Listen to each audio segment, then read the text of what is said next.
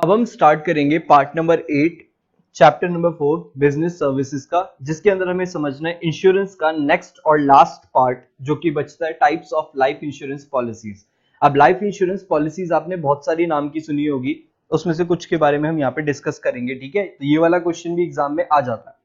The document containing the return contract, मतलब जिसमें आपका इंश्योरेंस का देखो लिखा होता है ना, प्रीमियम कितना पे करना है, कब करना है, डेट लिखी होती है, कॉन्ट्रैक्ट का पीरियड कब का है। तो ये सब चीजें कहाँ लिखी होती है? ये सब चीजें लिखी होती है कॉन्ट्रैक्ट के अंदर, जो कि किस किस के बीच में होता है? इंश्योरर के बीच में, जो कि हो गया हमारा कौन, जिसने इंश्योरेंस किया है, इंश्योरेंस कंपनी। और एक कौन होता है? And the insured. इंश्योर्ड मतलब कोई भी एक इंसान हो सकता है, जैसे हमने मान रखा है कौन है, मिस्टर ए। ठीक है, along with the terms and condition of the insurance is called the policy. People have different requirements and therefore they would like a policy to fulfill all their needs. Simple सी चीज ये है कि सबकी requirement अलग होती है।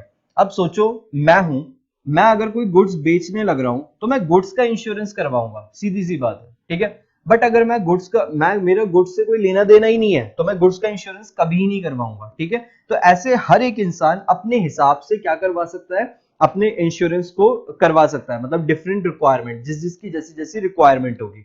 अब इसके अंदर कुछ पॉइंट्स आएंगे इंपॉर्टेंट, जो अब हम यहाँ पे समझेंगे कि कितने टाइप की आपकी लाइफ इंश्योरेंस पॉलिसी होती है। एक चीज का ध्यान देना, ये है लाइफ, मैं लाइफ इंश्योरेंस पॉलिसी की बात कर रहा हूं, ये जनरल की बात नहीं हो रही है। ठीक है, देखो होल लाइफ पॉलिसी, और ये जो मैंने ऊपर समझाया ये पॉलिसी के बारे में था, कहीं ये मत सोचना कि मैंने अभी गुड्स के बारे में क्यों बात करी थी। ये पॉलिसी के बारे में बात हो रही है, नॉर्मल पॉलिसी, इंश्योरेंस पॉलिसी, और ये बात हो रही है नीचे से, वो है लाइफ इंश्योरेंस पॉलिसी। ऐसा, ठीक है। पहला है होल लाइफ पॉलिसी। पहला क्या है? Whole life policy. In this kind of policy the amount payable to the insured, मतलब जो अमाउंट पे किया जाएगा मिस्टर ए को, मिस्टर ए इंश्योर्ड कौन है? Mister A. The amount payable to the mister A will not be paid before the death of the assured. मतलब ये, अगर आपने पूरे लाइफ की पॉलिसी ली है तो जब तक आपकी डेथ नहीं होगी, जब तक आपकी, मतलब आपकी कह रहा हूं, सॉरी, मतलब जब तक मिस्टर ए की डेथ नहीं होगी उस पॉइंट तक आपको क्या नहीं दिया जाएगा, आपको पैसे नहीं दिए जाएंगे।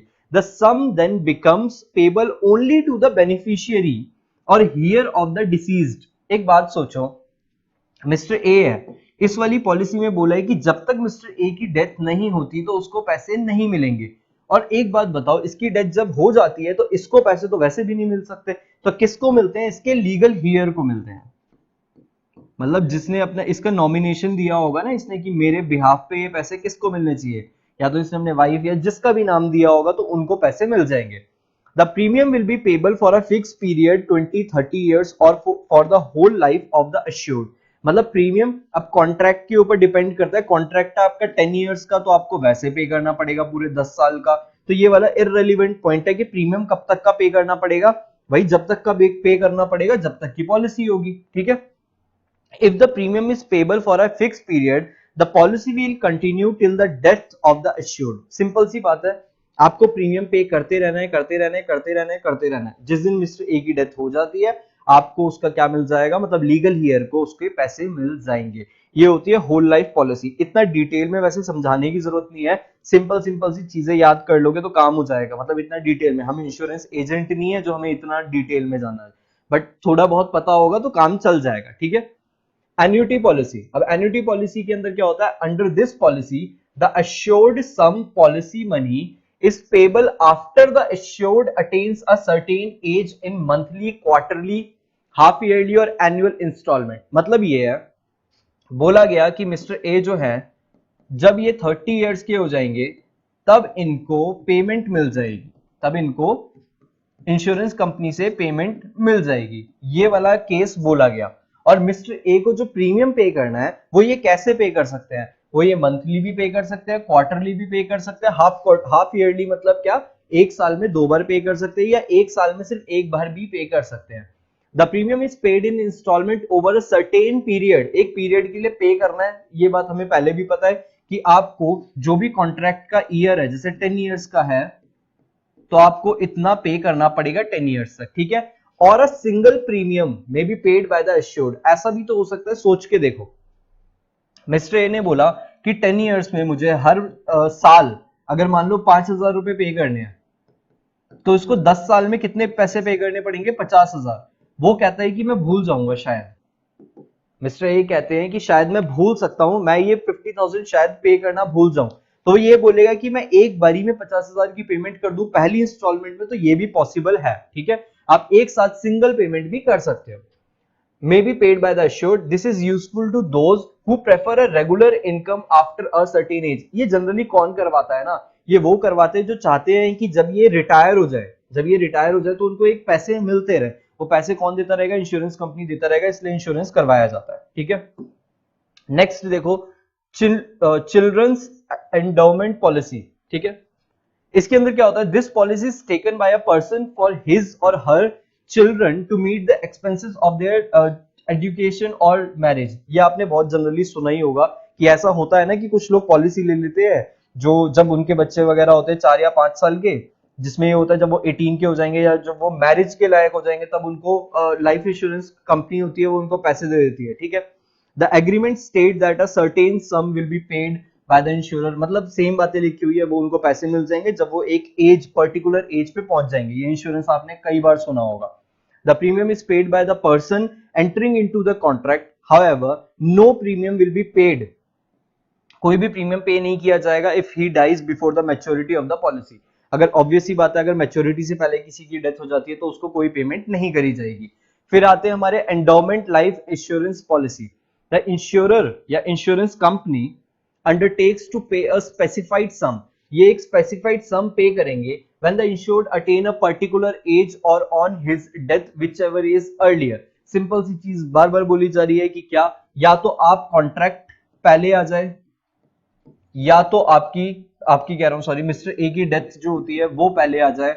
इसमें से दोनों चीज में से जो पहले होगा तो उस दिन उसको उसके पैसे मिल जाएंगे। The sum is payable to his legal heir or nominee named therein in case of death of the assured. अगर डेथ हो जाती है, देखो अगर कॉन्ट्रैक्ट पूरा हो गया, कॉन्ट्रैक्ट था 10 ईयर का, अगर ये पूरा हो गया तो इसको तो 10 ईयर के बाद मिस्टर ए को ही पैसे दे दिए जाएंगे। बट अगर मिस्टर ए की डेथ हो जाती है तो उस केस में क्या होगा? इसने कुछ नाम दिए होंगे जो कि इसके लीगल हियर या नॉमिनी कहलाए जाएंगे, उनको ये पेमेंट मिल जाएगी। ठीक है, otherwise the sum will be paid to the assured after a fixed period that is till he she attain a particular age. Thus the endowment policy matures after a limited number of years.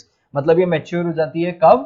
एक number of year के बाद, जो भी contract में लिखा होता है। Simple simple चीजें हैं सारी। ठीक है, लास्ट आएगा जॉइंट लाइफ पॉलिसी। ये आप कहां सुनोगे? 12th में, क्लास 12th में एक चैप्टर है पार्टनरशिप अकाउंट्स में, पार्टनरशिप। ठीक है, अकाउंट्स में ये चैप्टर है, तब आपको ये वाला पॉइंट देखने को मिलेगा, वहां पे जॉइंट लाइफ पॉलिसी ली जाती है। ठीक है, this policy is taken up bye 2 और मोर पर्संस। 2 या 2 से ज्यादा पर्सन लेते हैं, तभी मैंने कहा ये पार्टनरशिप में यूज होता है। ठीक है, the premium is paid jointly और by either of them in instalment. या तो पेमेंट भी वो दोनों मिलके पे करेंगे अगर 2 लोग हैं तो, या तो वो इंस्टॉलमेंट में पे करेंगे, या तो वो लमसम। लमसम मतलब क्या? एक बारी में पे करके खत्म कर दो। द एश्योर्ड सम और policy money is payable upon the death of any of person to the other survivor और सर्वाइवर्स। एग्जांपल लूं तो 2 बिजनेस पार्टनर हैं, ठीक है, ए और बी, वो दोनों मिलके बिजनेस करते हैं। अब इनको लग रहा है कि यार मतलब लाइफ अनसर्टेन है, कुछ भी हो सकता है, तो ए और बी ने बोला हम ना जॉइंट लाइफ पॉलिसी लेते हैं। इसमें क्या होगा? अगर ए की डेथ हो जाती है इन केस, तो बी को पैसा पूरा मिल जाएगा, अगर बी की डेथ हो जाती है तो ए को पैसा पूरा मिल जाएगा। बस सिंपल सी चीज ये है। और प्रीमियम कौन पे करेगा? प्रीमियम ए और बी दोनों पे करेंगे, या तो कोई एक भी पे कर सकता है। और कैसे पे करेंगे? या तो इंस्टॉलमेंट में पे कर दो, या तो एक साथ लमसम, मतलब एक बारी में पेमेंट कर सकते हो। ठीक है, तो ये चीज लिखी हुई यहाँ पे कि जो सर्वाइवर होगा उसको पैसे मिल जाएंगे। Usually this policy is taken up by husband and wife.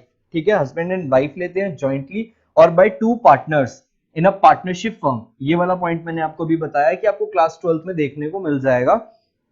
इसका हम प्रैक्टिकल सॉल्यूशन भी किया करेंगे कि जब पार्टनरशिप फर्म होती है वो भी मिलके क्या करती है, 2 पार्टनर्स के लिए पार्टनर ये life insurance policy joint life policy लेती है, ठीक है, where the amount is payable to the survivor on the death of either of the two, मतलब दोनों में से किसी की डेथ होती है तो उसको पूरी पेमेंट मिल जाती है, ठीक है।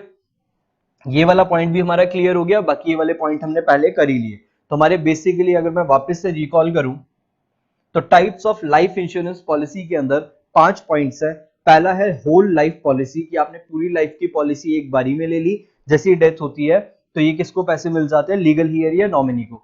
दूसरी है एंडोमेंट लाइफ इंश्योरेंस पॉलिसी, इसके अंदर भी यही चीज होती है। जॉइंट लाइफ पॉलिसी के अंदर याद रखना या तो हस्बैंड वाइफ लेते हैं या तो पार्टनरशिप फॉर्म में पार्टनर्स लेते हैं, ठीक है। फिर हमने चौथी पढ़ी थी वो थी एन्युटी पॉलिसी। एन्युटी पॉलिसी के अंदर कि आपको एक सर्टेन एज के बाद, लिमिट के बाद आपको पैसे मिलने शुरू हो जाएंगे। और है चिल्ड्रंस एंडोमेंट पॉलिसी, मतलब आजकल आपने सुना होगा ये चीजें चलने लग रही हैं कि बच्चे जब 2 या 3 साल के हैं तो उस मोमेंट पे आप क्या करो, एक इंश्योरेंस पॉलिसी ले लो। जब वो एक सर्टेन एज पे पहुंच जाएंगे तो उसके बाद आपको पेमेंट मिल जाएगा, या तो वो एजुकेशन के लिए भी हो सकता है या मैरिज वगैरह के लिए भी हो सकता है, ठीक है। तो ये सारे लाइफ इंश्योरेंस पॉलिसी के पॉइंट्स यहाँ पे फिनिश हुए। ये वाला पार्ट भी हमारा यहाँ पे फिनिश हुआ। इसके बाद हम स्टार्ट करेंगे पार्ट नंबर 8।